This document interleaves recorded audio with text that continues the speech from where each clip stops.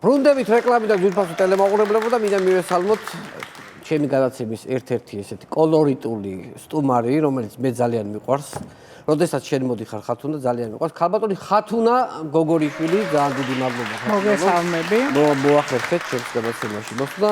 დიდი ხანი არ ყოფილხარ და რაღაცნაირად ის არის ხო. მოახერხებ, არ მოახერხებ, არანაირი განსხვავება არ არის, იმიტომ რომ ხო. მაინც კვირაში 1-2 შენი გადაცემების ძველ ჩანაწერებში სადღაც ვარ ხოლმე. გადაცემის სპონსორია PSP. ყველაფერი რაც თქვენს ჯანმრთელობასა და სილამაზეს სჭირდება. PSP. ჩემი ოჯახის აფთიაქი. ხო, ეს YouTube-ი გასაგებია, მაგრამ ასევე ეს თქვენი არხის იმაში. ხო, ჩვენი არხი რო გავხსენთ, იქ არის შენი ისტორიები დაჭრილი და ხან ვინ მირეკავს, ხან გუშინ ნახე ტელევიზორში, გუშინ არ და 6 წელია არსად არც ერთ ტელევიზიაში არ ყოფილვარ. 6 წელია საერთოდ არ გამოჩენილი.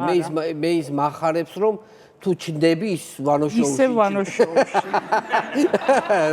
ესეთია რაღაცნაირად ჩემთვის შეგიძლია ამითი იამაყო. საამაყოა. როგორ ხართ? ჯანმრთელობით როგორ ხართ? რა ვიცი, არ აგვიშავს, უძლებთ ამ ქვეყანაში ცხოვრებას და სანამ დავიწყებ, მინდა რომ აუცილებლად გამოუცხადო სოლიდარობა ყველა სინდისის პატიმარს, იმიტომ რომ თან ვფიქრობ ახლა ვზივართ აქ უნდა რაღაცები ვიმასხარაოთ და ამ დროს ის ხალხი ციხეშია და რატო ისი გულისთვის, იმიტომ რომ არაფერი, აი არც ვიცი რატო. ყველა სოლიდარობა დაწყებული თქვენი ონისედან. ღიმილის ბიჭები, რომელზეც გიჟდებ, ისე მიყვარს ყველა სათაოდ, მზია ამაღლობას, რომელსაც არ ვიცნობ.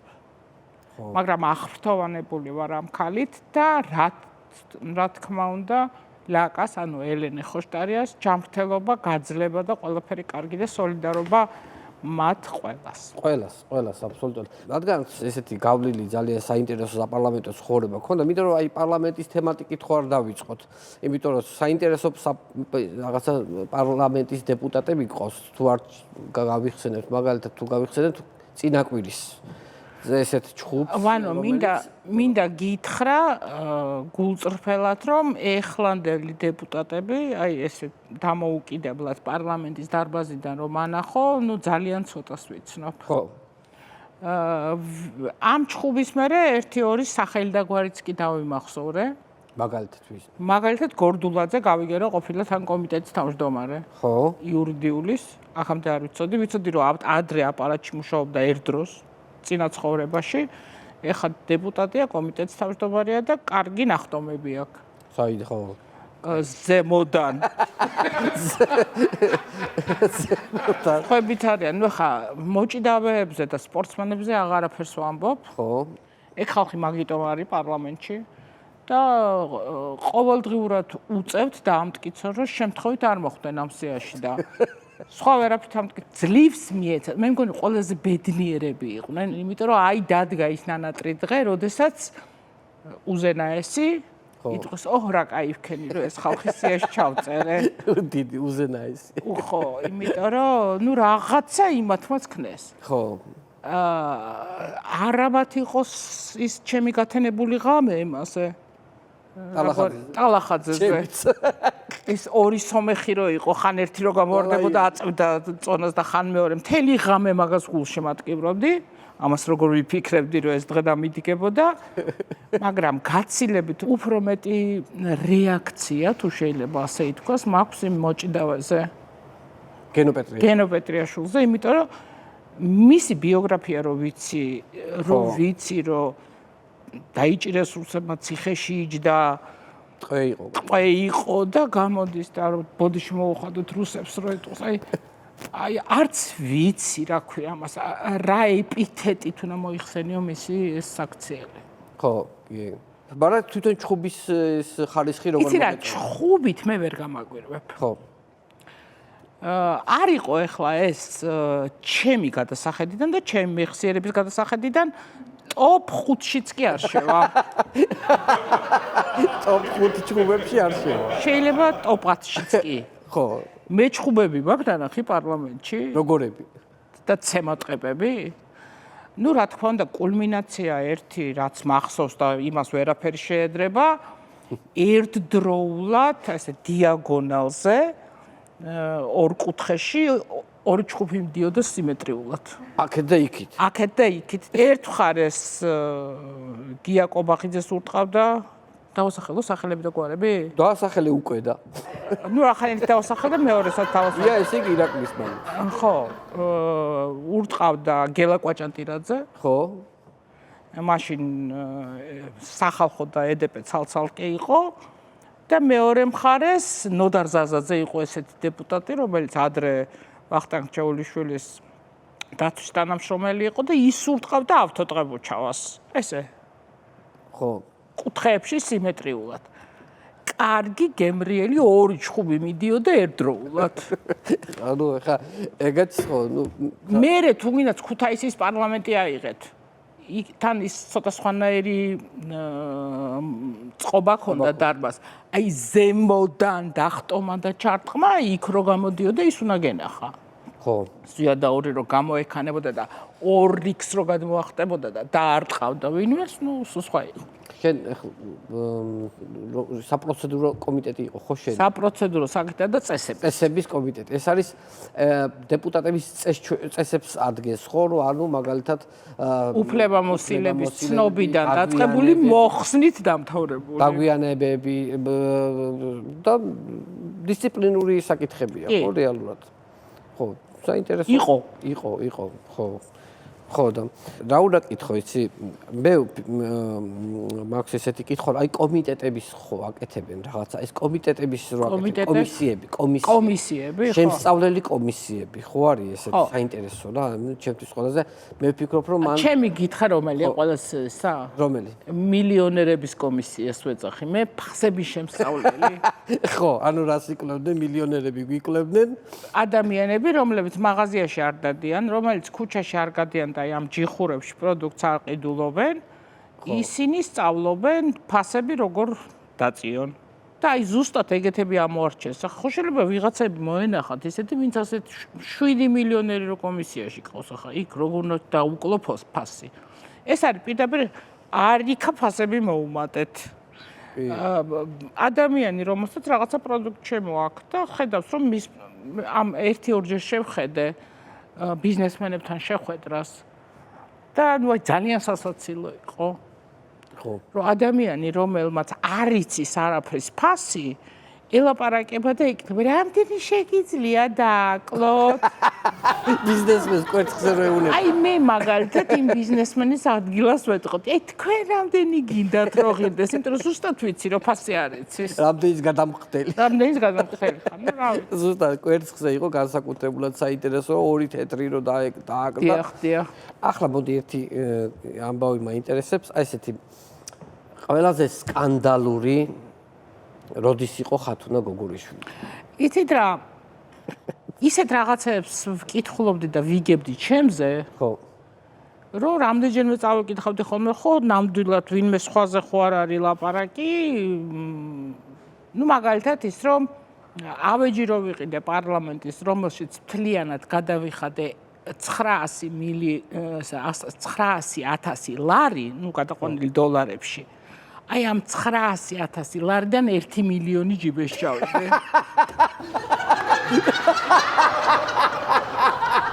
კაია კიდე? ნუ ეს იყო ერთ-ერთი. 900 და ის ავეჯი? ის ავეჯი რო ჩამოვიდა არაფერი. ხო. მეორე იყო მაგალითად რომ მე დავანგრიე ქართული ეკონომიკა, იცოდი? რანაირად? არ ვიყიდე ქუთაისის ფაბრიკის ავეჯი. და ჩამოიშალა ეკონომიკა. ჩამოიშალა ეკონომიკა, იმიტომ რომ იტალიური ძალიან მაღალი ხარისხის დღესაც ცოცხალია და დგას. არაფერი ემართება, ისეთი ავეჯი ვიყიდე. ეს რაღაცებს ხო ვიგებდი. ხო. ერთი 9-ჯერ ვარ გათხოვილი, ჩუმად. ეს ჩუმად გათხოვება რატო იყო საჭირო, რატო ვის დაუმალავდი, არ ვიცი, მაგრამ ნუ ყოფილა შემთხვევა, რომ მეძინა ერთხელ დეჩემ გავაფრთხილე, რომ ხვალ სამსახურში არ მივდივარ, არ გამაღვიძო თქო და ჩემმა ერთმა პადრუგამ დარეკა და გააღვიძე გინდა თუ არა. და გამაღვიძე, იფიქრე რომ რაღაცა ხდება. აუ რა იყო მეთქი რომ ვკითხე, არაფერი, კაი, გააგრძელე ძილიო და ვიფიქრე ეს გიჟია, რაზე გამაღვიძეთ, უნდა გავაგრძელო და მეთქე მითხარი ახდებათ. არა, მითხეს რომ ეხლაო ეკლესიაში ჯვარს იწერო და უნდა შემემოწმებინაო. ვიზე ვიწერდი ჯვარს ისიც უთხრეს. ხო, და უთხრეს, მაგას არ ვიტყვი და რასთავარი უთხრეს, როგორ შენ არ წაგიყვანა მე ჯვარე და ის წაიყვანაო, ვიღაცა. ასე რომ ესეთებიც ყოფილა. მაგრამ ნუ ერთი ხა რაც გამახსენა და უნდა მოგიყვე, ახალ წელს 31 დეკემბერს. ხო. თბილისში აღარ ვახსოვს რომელი წელი იყო, სადღაც 2000-იანებში. თბილისში იყვნენ ჩამოსულები საახალწლო საღამოს მართავდნენ შერატონ მეტეხში ბრაზილიის რაღაცა ჯგუფი იყო, მოცეკვავები და მომღერლები. ხო. ძალიან კაი საღამო იყო, ძალიან კაი დრო გავატარეთ. და რომ დამთავრდა კონცერტი უკვე გამთენიისკენ, უცებ ამ ჯგუფის ხელმძღვანელმა გამოაცხადა, რომ ეხლა ჩვენო მთელი ღამეა ვცეკვავთ და მღერითო და ეხლა ეგრე არ გამოვაო, თქვენც უნდა იცეკვოთ და იმღეროთო. და ბრაზილიელებმა და ეს ყველა მონაწილეს სცენიდან გადმოხდა. ხო. და დაეტაკნენ ვიღაცებს და სტაცეს ხელი და წაიყვანეს საცეკვაოდ. ხო. ერთ-ერთი მეც მომვარდა. ხო, ერთ-ერთი. ამ ჯგუფის მოცეკვავეთაგანი. ხო. იყო აფროამერიკელი. ხო. და იმ ჯგუფში ასეთი მუქი ადამიანი არ იყო, ყველაზე მუქი ვინც იყო, ის დამეტაკა მაინდა-მაინც. ვცეკვავთ. ახალი წელია, კარგ ხასიათზე ვარ, მიხარია რაღაცა და აი მე და ეს ადამიანი არ ვიცი სახელი და ვცეკვავთ. თუ მეტეხში და მის სიახლოვეს რამე ფოტოაპარატიანი იყო, მაშინ ჯერ ესე მობილურები რო იღებენ არ იყო და ყველა მოგვარდა და გვიღებს. ზოგი მარცხნიდან, ზოგი მარჯვნიდან, ზოგი ესე ზეთხადიდან აჭყაკუნებს რაღაცა და ამ ახალგაზრდა კაცმა მითხრა, რომ აიო რას ნიშნავს, რომ საქართველოსიო შავკანიანებიო იშვიათობაო. მაგრამ მე მიღებ. ყველა მე მიღებსო. იმდენად იშვიათად უნახავთ, შეხედე, აი არავის სხვას არ უღებენ, ყველა მე მიღებს ფოტოსო და კი მეთქი უთხარ, ხო არ მეტყოდი რომ შენ ვის დაკარგვი ხარ. ხო. კი მე უთხარ შენ გიღებენ ნამდვილად, ხო. დამთავრდა ეს ცეკვა, წამოვედით სახლში და გამოვიდა მე, მაშინ გამოდიოდა ესეთი ჟურნალები სარკე, ფილისელები და რაღაცები, გზა და ასე შემდეგ, ყველგან. ხო. პირველ გვერდზე, დიდი ასოებით. ვისთან გაატარა ახალი წლის ღამე ხათუნა გოგონიშვილმა? კითხვის ნიშანი და ძახილის ნიშანი. თუ არ გადაფურცლავდი ამ ჟურნალს და შიგნით იმ სტატიას არ წაიკითხავდი, ისე უკვე ვერ გაიგებდი. თავარი იყო რომ ღამე გავატარე. ღამეა. ღამე ქვია ამას. ღამე რო გაატარე. ასე რომ ასეთ რამეები ბევრი იყო და სხვა შორის ეხა დავისვენე. რატო? იმიტომ ჯერ დავბერდი. და აღარავის აინტერესებს ვისთან ვატარებ ღამეს. მეორე კიდე რომ მაინც აღარა ვარ აქტიური და თავი დამანებეს. კაი, ერთი კითხვა მაქვს კიდე. აი, ნუ თქვენ პერიოდშიც ძალიან ბევრი მიტინგი იმართებოდა. ნუ ჩვენ დროს იმართებოდა თუ იმართებოდა. ხო. ესეთები კი არა, ნუ ეხლა სულ სხვა შინაარსობრივი დატვირთვა აქვს. არა, ხო, ეხლა თქვენი დროის მიტინგები რა არის? აი ხა მაგალითად, აი 3 თვეზე მეტი რომ რუსთაველზე იდგა, რა ქვია, საკნები. საკნები. გადაკეტილი იყო პარლამენტში არ გიშვებდნენ რაღაცა. აი რა იყო ეხლა ეს? ბოლოს უკვე აღარავინ იყო, უბრალოდ საკნები იდგა. მარტო ცარიელი საკნები იდგა, იმიტომ საკანი ნომერი რაღაცა ეწერა, შიგნით შეხვდოდი არავინ არ იყო, მაგრამ იდგა და იდგა რა. ხო. მანანა. მანანა? მანანა არჩვაძე. მანანა არჩვაძის ეს უფრო წინა პერიოდში. მანანა არჩვაძის მიტინგების დროს ძირითადად რასაც ვაყურადებდი ხოლმე, იმიტომ რომ ესე იტყვა, მეგობრებო, ეხა ყველამ ერთად 100 ჯერ გავიმეოროთ, შევართ ნაძე მკვლელი. ხო. და ვინ ითვლი და არ ვიცი, 100-ია თუ 99. და ეს მონოტონურად რომ იმეორებდნენ და მე არა მეგობრებო, მკვლელი კი არა, გველი. კიდე თავიდან 100 ჯერ. და ეს იყო ყოველდღე. ყოველდღე კი იმართებოდა მახსოვს. მაგრამ ამასთან დაკავშირებით ერთი ისტორია უნდა მოგიყვე, ძალიან ჩემ ცხოვრებას პირდაპირ უკავშირდება. მერე ყოველ საღამოს ეს დამთავრდებოდა ხოლმე მკვლელის ძახვილი და გველის და ყველაფრის. მაშინ მე პარლამენტის აპარატის უფროსი ვიყავი და ანგარიშს წორება, ასე ვთქვათ, ნაღდით. ხო. მომიტინგეებისთვის. ფულს უხდით. ფულს უხდიდნენ, ხო. მაინდა-მაინც ჩემ ფანჯრების ქვემოთ ქონდა, აი პირველ საშუალო სკოლას რო უყურებ, იქ იყო ანუ გვერდზე მოფარებულში. გვერდზე მოფარებულში ესე ამოდიოდნენ და იქ ხდებოდა სიების მიხედვით ესე და ნუ ვინც იქ იდგა დღის მეორე ნახევარში 3 ლარი, ვინც დილიდან საღამომდე 5 ლარი, შეიძლება მეშლება ტარიფები ბოდიში ქალბატონო მანნა და ვინც სიტყვითაც გამოდიოდა იმას 10 ლარი.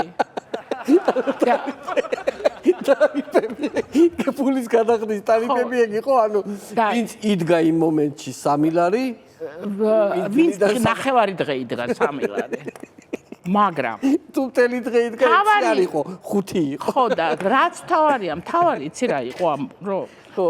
აუცილებლად ვიღაცები იწყებდნენ ჩხუბს. ვიდექი დილიდან საღამომდე რატო ვარ ნახევარდღიანების სიაში? აი ეს იყო მუდმივი მას. ჩემ პანჯარა. ყოველ დღე ჩემი ფანჯრების ქვეშ მე გამოვედი თუ ის არ იყო სიტყვით გამოსვლა, ის რა იყო ერთი რაღაცა იყვირე რაღაც. ერთხელაც რა ძალიან გავბრაზ ფანჯარა ღია იყო რაღაცა და მივედი არც ვიცოდი რომ მანანაც იქ იყო. და მივედი უთხრა ეხა გამოვიტან შლანგს და წყლით დაგშლით სულ ყველას თქო ზემოდან ვეძახი და უცებ ამოიხედა და მანანა აი იქ მივხვდი რომ სიკვდილის ბუზი დამაჯდა მაგრამ რაღა დროს იყო უკვე ნალანძღი მყავდნენ და მანანა ნუ იქ მე შესაბამისი ეპითეტები ჩემამკო რა თქმა უნდა და მითხრა რომ როცა იქნებოდა შევხვდებით ერთმანეთსო. ხო. ამ დღესო შენო წარრეთ განანებო. სადაც ხარ ხო გადამეყრები. დღაც იქნება და გადამეყრებიო და ნუ მე მივხურე სასტრაფოდ კარები ხა ფანჯარა და მოკლედ ამის მერე დამავიწყდა მანანა და ერთხელაც ალბათ 1-3 თვე 2-3 თვე ესენი ისე დგანან გველი მკვლელი ისე მყვირიან და მოვდივარ რუსთაველზე იმეილიდან მოვდივარ პარლამენტში და რომ გადმოვედი უკვე პირველი საშუალო სკოლის წინ ხო და ვხედავ მანანა და ამალა მოდიან მანანა წინ მივხვდი რომ აი დადგა იგი დღე რუსთაველზე ვერ გადავირბენ ვერ მოვასწრებ და თან რუსთაველზე გადარბენა ეს არის რა პრობლემა ავიდე ზევით უკვე ვიქით ვეღარ გავიქცევი ვეღარ გამოვიქცევი და ისე დაკვირვებით დაუწყე ილიას და აკაკის ძეგლს დათვალიერება რომ აი პირველად ხედავ საერთოდ ეს გავცივდი ეს მივდივარ გვერდულად ეს უყურებ რომ იქნება და გავცდე ხო და აი რო გავუსწორდი ამათ და უცებ ვიღაცა მტაცა ხელი და შემომაბრუნა და აღმოჩნდი წრეში აი რა უნდა ქნა ანუ აი შენ რა სიზავდი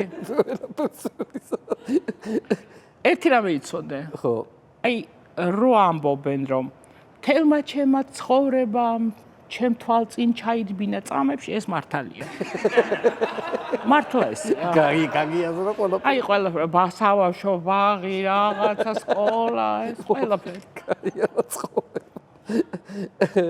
და უცებ მესმის ესეთი ფრაზა ჰა ეხლა რა სიტყვი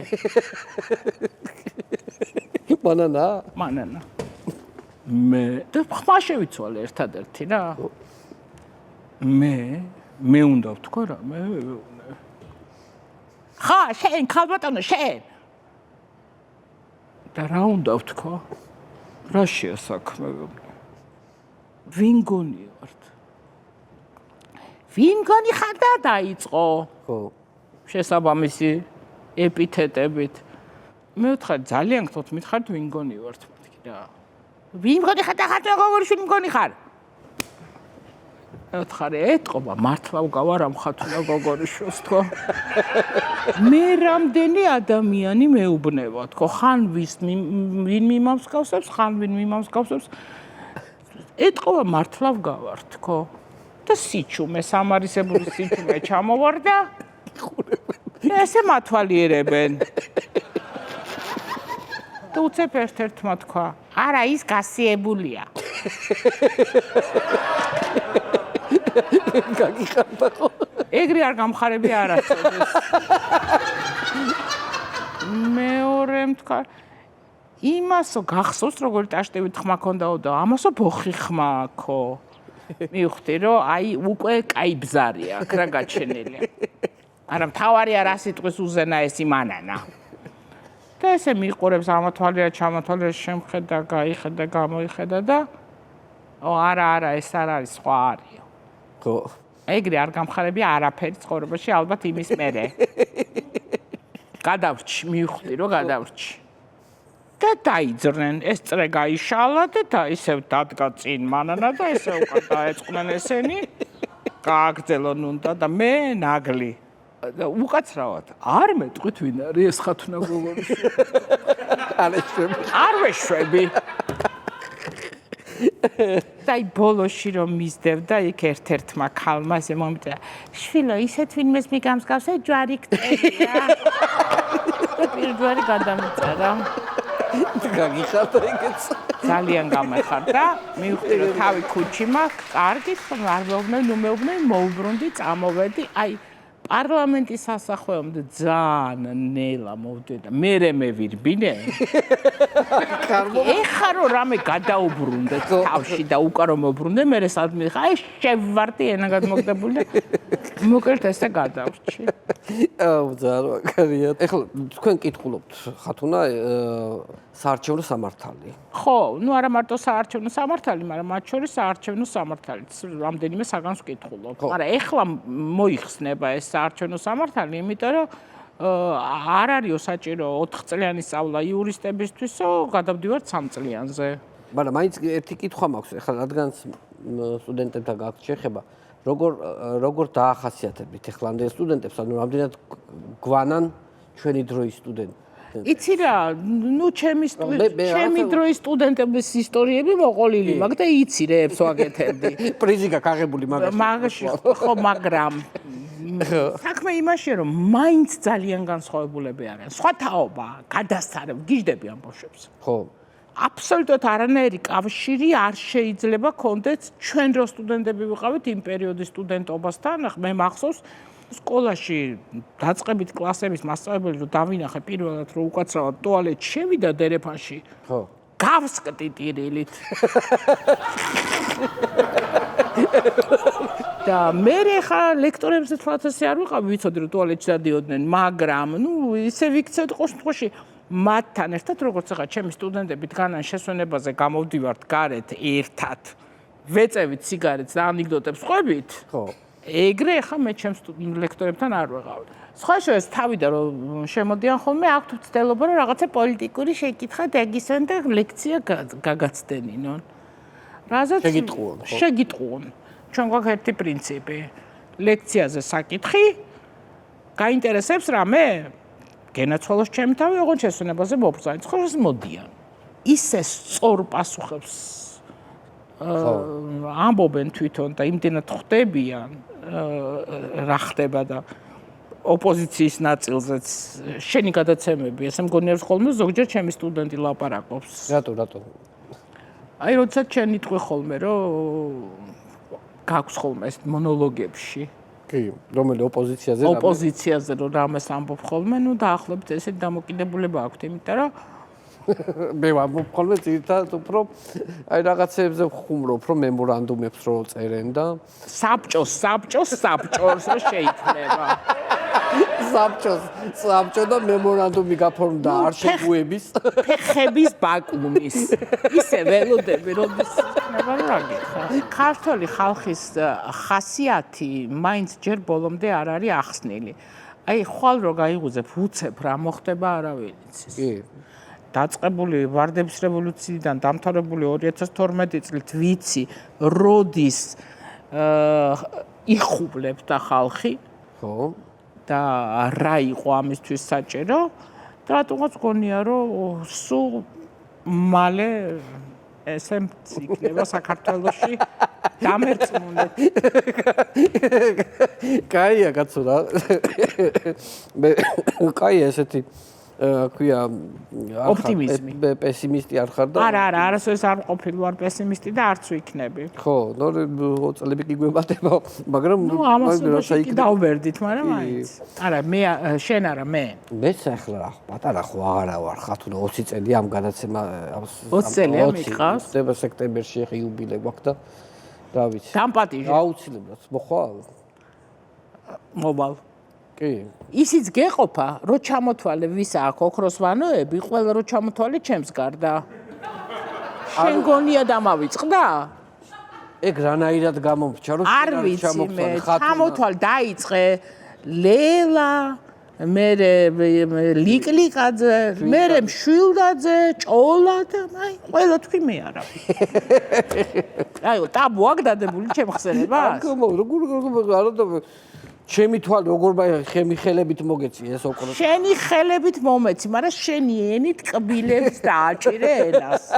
აი რანაირად გამართლა ეს ძალიან დიდი შეცდომა გამეპარა ხათუნა და ამას აუცილებლად რაღაც ხალი ტრაბახობ მიდევს სახში ეს ოქროს ვანა და ყველა გავლა ვინც მოვა ანახეთ მე ოქროს ვანას პრობლემი ვარ. არ გამომაცხა. მინდა ჯანმრთელობა გისურვო ხათუნა. მადლობა, ეგ არის მთავარი. ეს არის მთავარი ჩვენ ცხოვრებაში და მინდა ყველაფერი კარგი გისურვო, რა ვიცი. გაიხარებ, ანუ ძალიან მიყვარხარ და წარმატებები თქვენ გადაცემას, სპონსორები თქვენ გადაცემას, რაც მთავარია, ბენდის დაბრუნება და ყველაფერი კარგი. ძალიან დიდი მადლობა ძვირფას ტელემაყურებლო, ჩვენი გადაცემის სტუმარი იყო ქალბატონი ხათუნა გოგორიშვილი, დიდი მადლობა ხათუნა. გადაცემის სპონსორია PSP. ყველაფერი რაც თქვენს ჯანმრთელობასა და სილამაზეს სჭირდება. PSP. ჩემი ოჯახის აფთიაქი.